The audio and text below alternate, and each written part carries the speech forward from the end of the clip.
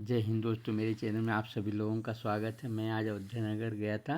मैंने पूरा वीडियो बनाया। वहाँ महाशिवरात्रि चल रही थी। आप लोगों को दिखा रहा हूँ, देखते रहिए, लाइक करिए, शेयर, चैनल को सब्सक्राइब कीजिए। जय हिंद दोस्तों।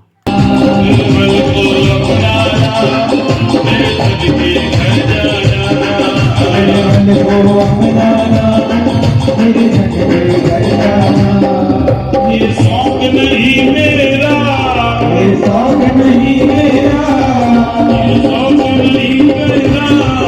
ये शौक नहीं मेरा। रेखा ने योग बल से अनिरुद्ध का अपहरण कर लिया था। अनिरुद्ध और उषा का मिलन हुआ। अनिरुद्ध जी के हंसने की आवाजें आने पर द्वारपालों ने बाणासुर को समाचार दे दिया। तब बाणासुर ने अनिरुद्ध पर आक्रमण करके उन्हें नागपाश में बांध दिया।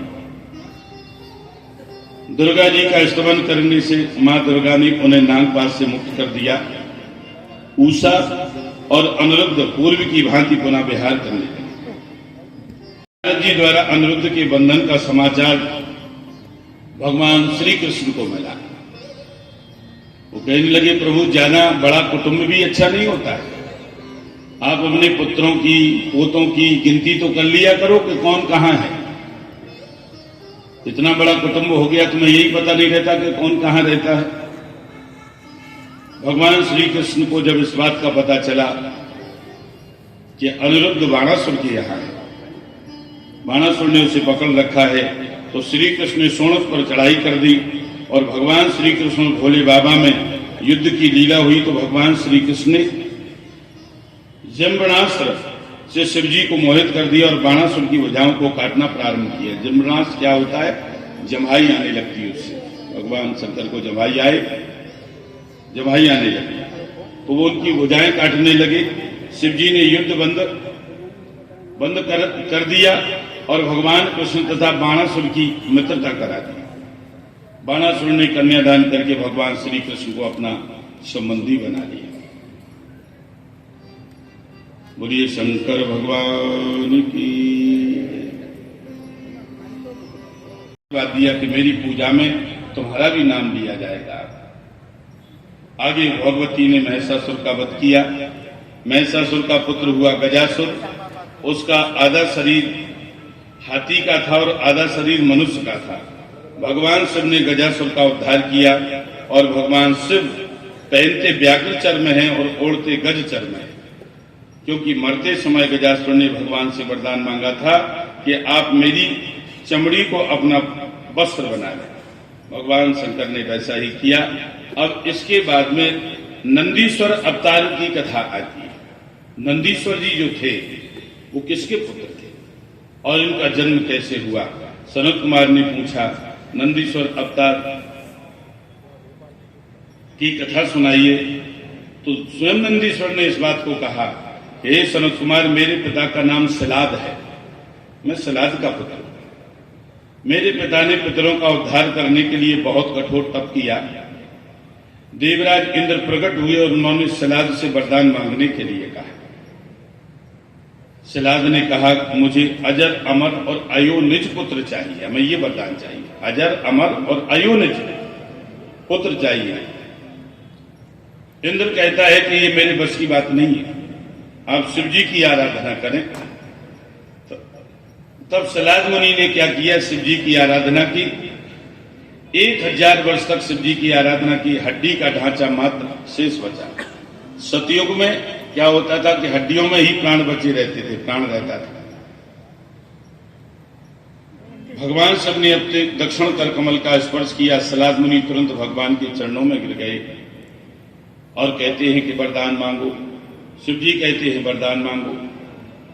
सिलाद मुनि कहते हैं, महेश यदि तुष्टोऽसि यदि वा वरदक्ष में इक्षामि तत्समं पुत्रो मृत्युहीनम योनिता। हे भोलेनाथ, यदि आप मेरे ऊपर प्रसन्न हैं तो मैं आपके ही समान पुत्र चाहता हूं, जो अयोनिज तथा मृत्युहीन हो, जिसकी मृत्यु न हो। शिव जी कहते हैं कि आप सरेस कहां खोजो जाई, अपने समान में पुत्र तुम्हें कहां खोजूं? तुम्हें जगतपति के पिता बनने का सौभाग्य प्राप्त होगा। कुछ समय बाद सिलाद मुनि ने यज्ञ किया और उस समय शिव जी का दिव्य तेज सिलाद मुनि में प्रविष्ट हो गया एक दिव्य तेज के रूप में निकला और वही तेज एक बालक के रूप में प्रकट हो गया। गंधर्व गान करने लगी, अप्सराएं नृत्य करने लगी, अग्नि के समान कांतिवान 3 नेत्रों वाले, 4 भुजाओं वाले, जटा मुकुटधारी, सब प्रकार से प्रणम्य बालक को देखकर सलाद मुनि प्रसन्न हो। सलाद मुनि ने बालक को प्रणाम करके कहा, आपको देखकर आनंद की अनुभूति हुई है, इसलिए आपका नाम नंदी होगा। आनंद की अनुभूति हुई इसलिए आपका नाम नंदी होगा। सलाद ने 5 वर्ष में ही बालक का यज्ञोपवीत संस्कार संपन्न कर दिया। एक दिन मित्र और वरुण सलाद मुनि के आश्रम में आए और वे अचानक बालक को देख करके दुखी हो गए। देखो आप, जैसे ही बालक को देखा, सलाद मुनि के बालक नंदी को देखा तो बहुत ज्यादा दुखी होने लगे। सलाद मुनि ने पूछा कि आप मेरे बच्चे को देख करके इतने दुखी क्यों हो गए? तो मित्र और वरुण ने कहा कि 1 वर्ष में आपके बालक की मृत्यु हो जाएगी। ये बच्चा जो है 1 वर्ष तक जिंदा रहेगा, 1 वर्ष में ही इसकी मृत्यु हो जाएगी। सलाद मुनि रोते रोते मूर्छित हो गए। अब नंदी अपने पिता से कहता है, पिताजी आप रो क्यों रहे? सलाद मुनि कहने लगे, बेटा तेरी अब मृत्यु हो जाएगी, 1 साल में तू मर जाएगा। नंदी कहने लगे, नंदी ने कहा, हे पिताजी आप चिंता न करें, मैं महादेव की उपासना करके मृत्यु को जीत लूंगा। मृत्यु से क्या करना, मृत्यु तो वैसे भी अंतिम सत्य है। जन्म से ज्यादा महत्व मृत्यु का होता है, क्योंकि जन्म जो है वो जीव को जगत से जोड़ता है और मृत्यु जो है वो जीव को परमात्मा से जोड़ती है। मृत्यु से भय नहीं करना चाहिए, लेकिन मैं आपके लिए कह रहा हूं, नंदी ने भगवान शिव की आराधना की, भगवान शिव माता पार्वती के साथ प्रकट हो गए और आशीर्वाद दिया कि तुम दुख रहे तथा अजर अमर हो जाओ। आज से तुम मेरे प्रिय गण हो, तुम में मेरे समान ही बल होगा तथा तुम मेरे समीप ही वास करोगे। भगवती उमा के कहने पर भगवान शिव ने नंदी को गणेश्वर का पद प्रदान किया। मरुत कन्या श्वेसा के साथ नंदी जी का विवाह कराया। शिव जी कहते हैं, हे नंदी तुम हमसे वरदान मांगो। तो नंदी ने भगवान भोलेनाथ से भक्ति मांगी, हे प्रभु आप मुझे अपनी भक्ति प्रदान करें। भक्तर भवति में देवी पादयोस्ते सदा बरा, सदैव मैं आपकी भक्ति करता रहा, बस मुझे ये वरदान चाहिए। तब से नंदीश्वर भगवान शिव की सेवा में संलग्न हो गए। एक समय की बात, अभी यहां से भैरव अवतार की कथा प्रारंभ होती है। भैरव जी का अवतार कैसे हुआ? एक बार जब ब्रह्मा जी विष्णु भगवान में विवाद हो गया, ब्रह्मा जी भगवान नारायण को उल्टा सीधा कहने लगे। उसी समय भगवान शंकर प्रकट हो गए और उनको क्रोध आ गया और भगवान शंकर के क्रोध करते ही उनकी भ्रकुटी से साक्षात भगवान ही काल भैरव के रूप में प्रकट हो गए। शंकर भगवान कहते, हे काल भैरव तुम काल के सदृश दिखाई पड़ रहे हो, इसलिए तुम्हारा नाम काल भैरव होगा। पाप भक्षण इत्येव तव नाम भविष्यति, तुम लोगों का पाप भक्षण करोगे, इसी से तुम्हारा एक नाम पाप भक्षण भी होगा। तत्तो भविष्यति कालोवपि ततस्तुम काल भैरवः, तुमसे काल भी डरेगा, इसी से तुम्हारा नाम काल भैरव होगा। तुम काशी के अधिपति बनकर के निवास करोगे। काल भैरव ने ब्रह्मा जी का 5वां सिर काट लिया, क्योंकि 5वें सिर से ही ब्रह्मा जी ने झूठ बोला था। काल भैरव जी को ब्रह्म हत्या लगी थी, तो शंकर भगवान ने कहा तुम ब्रह्मा जी के कटे हुए सिर को लेकर के कपाल व्रत धारण कर तुम निरंतर भिक्षाचरण करो। उसी समय भगवान शिव ने ब्रह्म हत्या नामक कन्या को प्रकट किया और कहा, यद वाराणसी दिव्याम पुरी में शाम गमिष्यति, तुम उग्र रूप धारण कर इसका पीछा करो, इनके वाराणसी पुरी में जाते ही तुम मुक्त हो जाओगी। वाराणसी को छोड़कर के सर्वत्र तुम्हारा प्रवेश होगा। जो मनुष्य काशी के काल भैरव धाम में मार्गशीर्ष मास के कृष्ण पक्ष की अष्टमी तिथि को काल भैरव की सन्निधि में उपवास करता है, वही सभी पापों से मुक्त हो जाता है। भैरव उत्पत्ति का आख्यान सुनकर के जीव सभी पापों से मुक्त हो जाता है। बोलिए भैरव जी महाराज की कथा आई। अत्रि ने भगवान की आराधना की, जिसके परिणाम स्वरूप तीनों देवता अत्रि अनुसुईया के यहां गए। एक बात में देखो, अत्रि जी ने ओंकार की उपासना की। ओंकार की उपासना की तो तीनों देवता ब्रह्मा विष्णु महेश उनके सामने पहुंचे। तो उन्होंने कहा अत्रि जी ने कि मैंने एक देवता की आराधना की, तुम तीनों क्यों आए? तो वो कहने लगे ओंकार में हम तीनों समाहित हैं, इसलिए हम तुम्हारे यहां तीनों आए। क्या चाहते हो? पुत्र चाहते। तो उन्होंने 3 पुत्र दिए। अंशों के साथ प्रकट हुए। ब्रह्मा जी के अंश से चंद्रमा, भगवान विष्णु के अंश से दत्तात्रेय और भगवान शंकर के अंश से दुर्वासा जी। दुर्वासा जी ने संन्यास की मर्यादा को लोक में स्थापित किया, परंतु उनमें बड़ा क्रोध था। दुर्वासा जी बड़े क्रोधी ऋषि थे।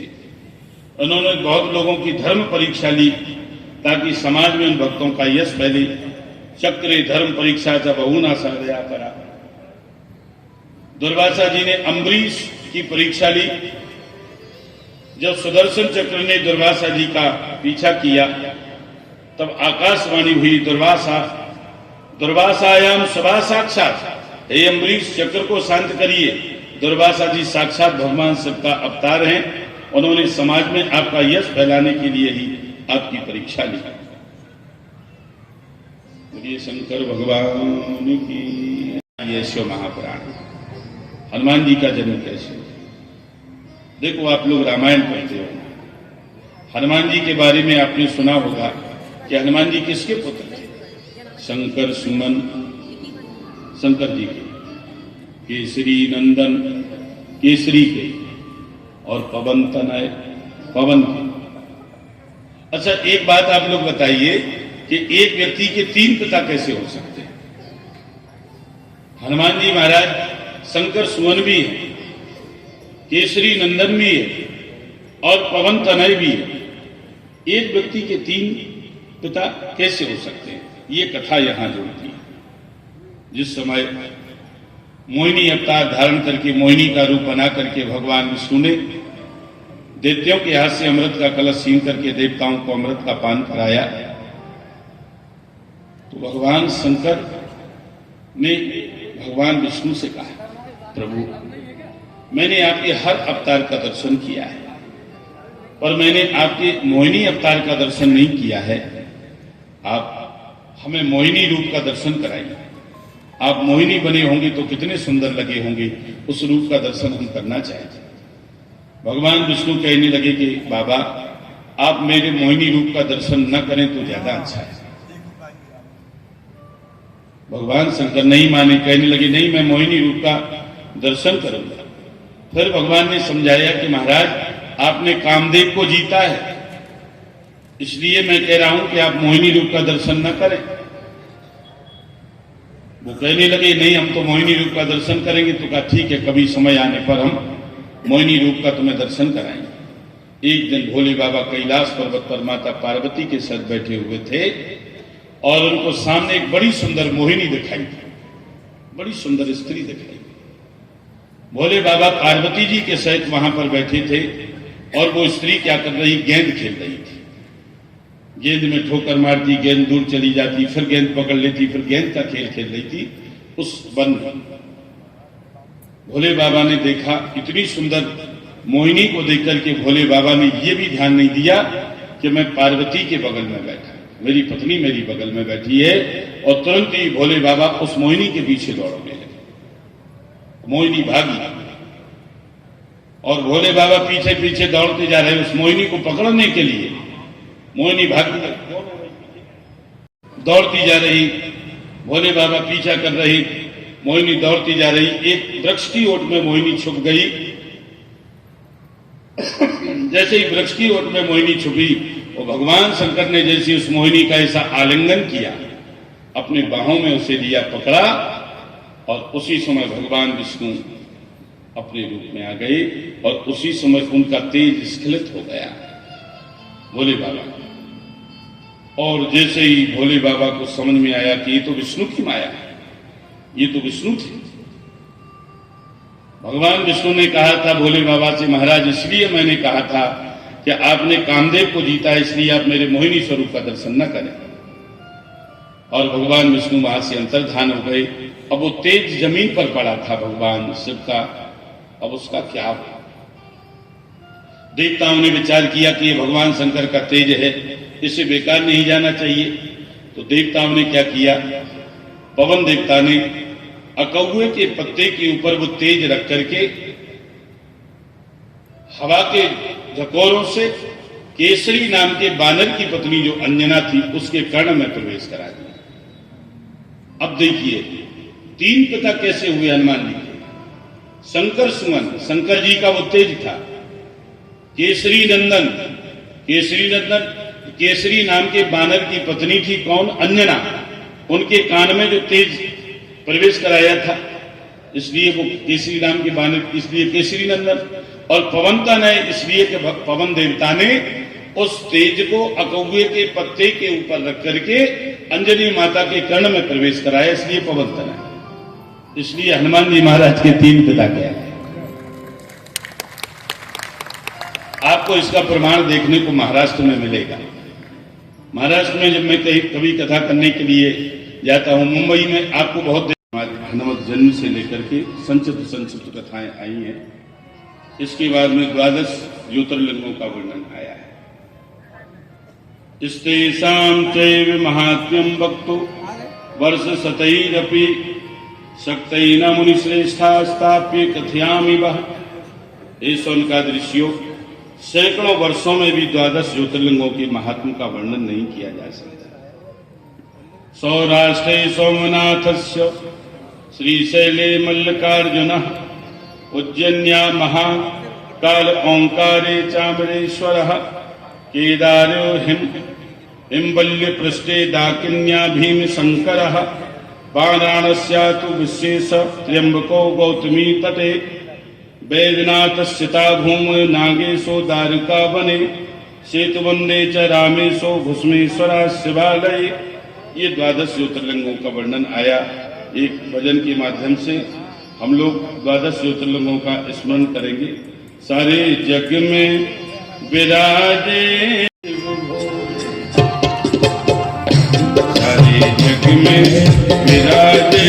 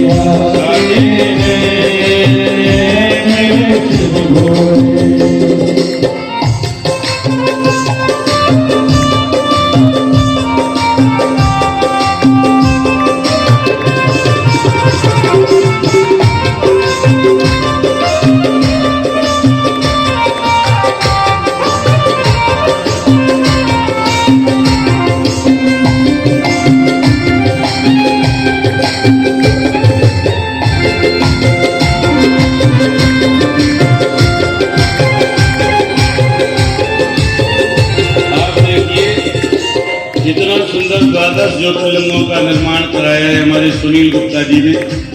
इतना दिव्य दरबार 12 ज्योतिर्लिंग का आप लोग दर्शन आते जाते करते होंगे। इस भजन के माध्यम से पूरे 12 ज्योतिर्लिंगों का वर्णन है। कैसे? सोमनाथ सौराज बसे है, श्रीशैल जी मन को बसे है, सोमनाथ सौराज बसे है, श्रीशैल जी मन को बसे है। यजमान बनकर के सुनता है, प्राण श्रवणार्थ संभोर निष्पापो जायते नरः। शिव प्राण श्रवण करके मनुष्य निष्पाप हो जाता है। जो मनुष्य भक्ति युक्त होकर के इसका श्रवण करेगा वह ये लोक और संपूर्ण भोगों को भोग करके अंत में परम पद को प्राप्त करेगा। आइए हम सब मिलकर के शिव पुराण के अंतिम श्लोक का पाठ करेंगे। एतच्च पुराणस्य भक्त श्रोतस्य सर्वदा सगणा ससुतः सांबः समकरोति स शंकरः करोति स शंकरः। अपने गणों दोनों पुत्रों तथा देवी पार्वती जी के साथ भगवान शंकर पुराण के वक्ता और श्रोता का सदैव कल्याण। अब कथा विश्राम ले रही है। आप लोगों ने 7 दिन तक इतनी बड़ी संख्या में एकत्रित होकर के शिव महापुराण की कथा सुनी। हम आपके बहुत बहुत आभारी हैं। जय हिंद दोस्तों, पूरा वीडियो देख लिया हो तो लाइक करिए, शेयर कीजिए, कमेंट कीजिए, चैनल को सब्सक्राइब कीजिए। जय हिंद दोस्तों।